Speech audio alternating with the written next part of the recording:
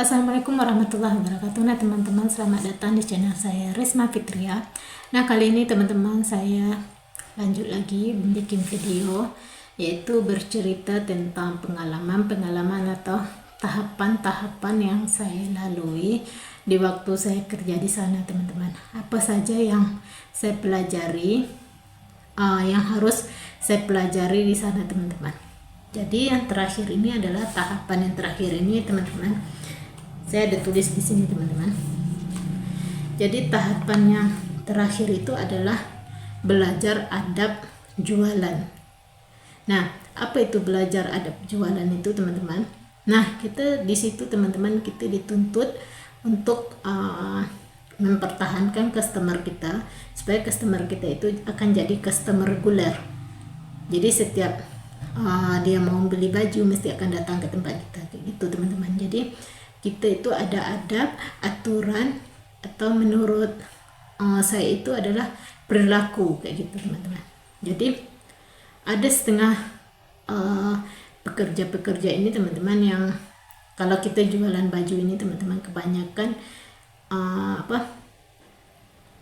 yang membuatkan hati kita itu kesal teman-teman, kesal terhadap customer, kayak gitu kan, terhadap pembeli kita. Karena customer ini kebanyakan teman-teman keingintahuan mereka itu terlalu tinggi. Jadi mereka akan tanya, contoh salah satu teman-teman ya, kalau jualan baju ini, pengalaman saya ya, ini pengalaman saya cerita dekat teman-teman. Dia akan tanya, ini kain apa, ini jahit dekat mana, lepas tu ini jahitan apa, potongan baju ini. Contoh di sana itu kan ada bermacam-macam jenis baju kurung, jadi kita harus tahu teman-teman. Jangan kita itu, contoh ya teman-teman, customer ini sudah banyak tanya, jadi kita terus jawab kayak gini, kakak mau beli atau enggak. Jangan kayak gitu teman-teman. Jadi kalau kita sudah tanya kayak gitu, otomatis mereka itu teman-teman sudah cap kedai kita ini enggak sopan pekerjanya, kayak gitu. Jadi mereka itu setiap masuk dalam mall, dia tengok nama kedai kita, dia sudah nggak ada mau masuk lagi, kayak itu teman-teman. Jadi kalau di tempat saya itu kayak gitu, kebanyakan orang di sana itu keingintahuannya itu teman-teman luas, kayak gitu. Dia rasa keingintahuan mereka itu tinggi, kayak gitu teman-teman. Jadi dia akan tanya kualitinya apa, kalau dicuci turun warnanya atau enggak, gitu dia akan tanya. Jadi teman-teman itu kita itu harus sabar teman-teman, namanya kita kerja kan. Jadi kita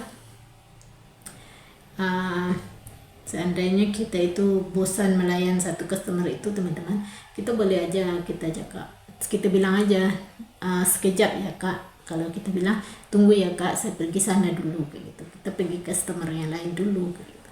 Jadi setiap customer itu ada yang bikin kita jengkel, ada yang membikinkan hati kita itu adem teman-teman. Jadi nggak semua yang menjengkelkan, kayak gitu. Jadi kita pergi aja ke customer yang lain dulu, kayak gitu. Tapi jangan sekali-sekali customer itu tengah bertanya kita tinggalkan dia, kayak gitu.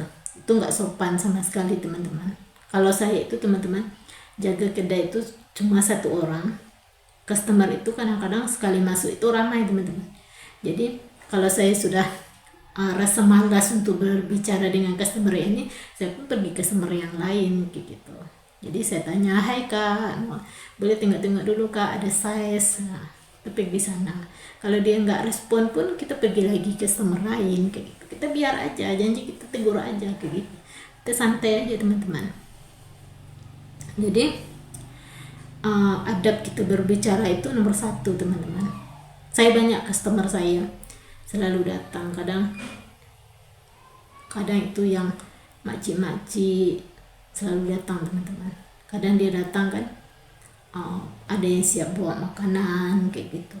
Mungkin selama ini dia sudah menganggap kita itu sebagai best friend dia, kayak gitu. Jadi kadang dia singgah ke tempat saya cuma bagi makanan aja teman-teman.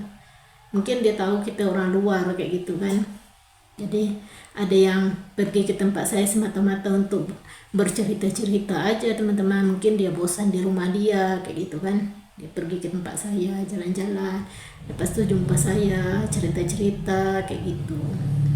Ada juga teman-teman customer ini, menurut saya mungkin dia terlalu percaya kepada saya juga nggak tahu kan. Ada juga customer ini yang kerja kantoran, kan selalu beli baju kan, orang kantoran di situ kan kadang beli bajunya biasa-biasa aja teman-teman. Karena di mall-mall tempat saya itu banyak tuh, kalau jam istirahat itu kebanyakan kantoran itu kan istirahat kan, pergi makan. Selepas pergi makan itu mereka mesti jalan-jalan dulu, kadang masuk kedai saya itu kadang ramai teman-teman yang kerja kantor itu. Kadang mereka terlalu rapat dengan saya, mungkin dia dah anggap saya sebagai teman kayak gitu kan. Ada teman-teman, ada satu customer saya nih mungkin agak aneh juga bagi saya kan. Dia datang kepada saya, dia kerja office itu, kerja kantor itu. Dia datang, dia bilang, kamu ngapain kerja ini? Dia bilang kayak gitu kan. Kamu baik kerja dengan saya saja, dia bilang kan.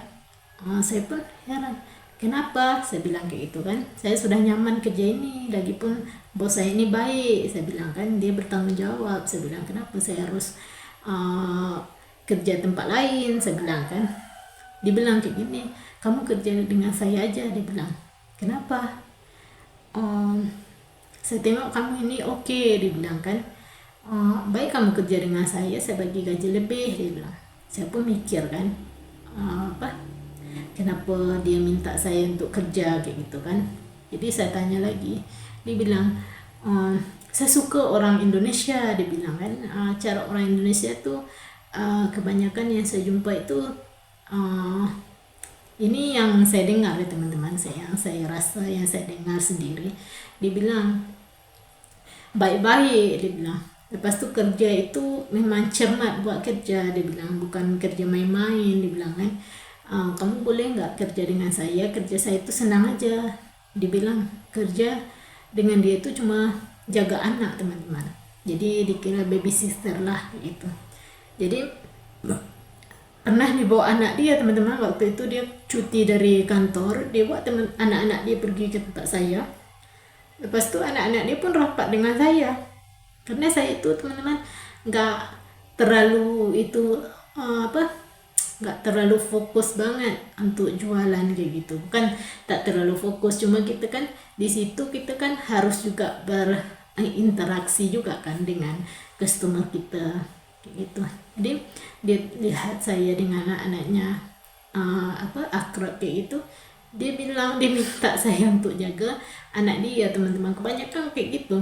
Pernah juga yang kerja kantoran itu bertanya kepada saya, dia bilang kayak gini, tolonglah carikan saya bibik satu, dia bilang. Bibik itu pembantu rumah teman-teman.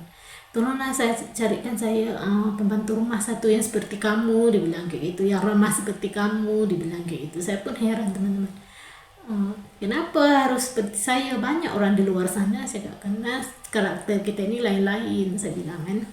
Lepas itu dia bilang, saya suka dengan cara kamu, dia bilang. Saya suka cara kamu itu, dia. Tolonglah carikan yang seperti kamu atau kawan-kawan kamu, dia bilang kayak itu, kawan-kawan yang rapat dengan saya, dia bilang kayak itu kan. Lepas itu saya pun bagi tahu teman-teman, kalau untuk cari pembantu rumah itu saya nggak mau, saya bilang, karena itu tanggung jawabnya besar, saya bilang.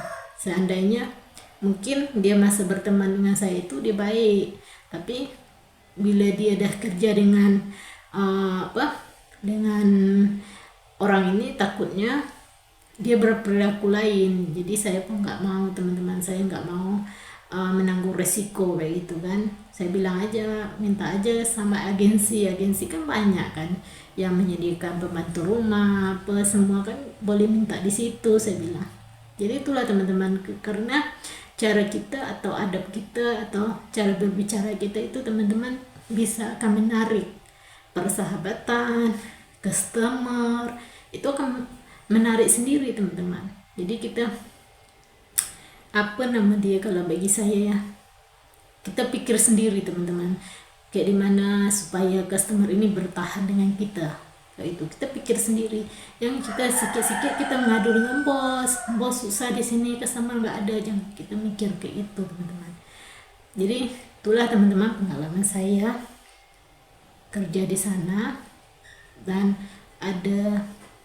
ini adalah yang terakhir yang saya lalui tes untuk kerja di sana teman-teman, bukan tes lah, cuma yang harus diterapkan kayak gitu. Nah, ini yang terakhir yang harus diterapkan untuk kerja di sana teman-teman, khususnya untuk yang kerja jualan. Nah teman-teman, sekian dulu video saya ini, dan jangan lupa untuk support selalu channel saya ini, dan saya akan terus untuk memberikan motivasi buat teman-teman yang di luar sana. Dan jangan lupa untuk like, subscribe, dan komen. Bye bye.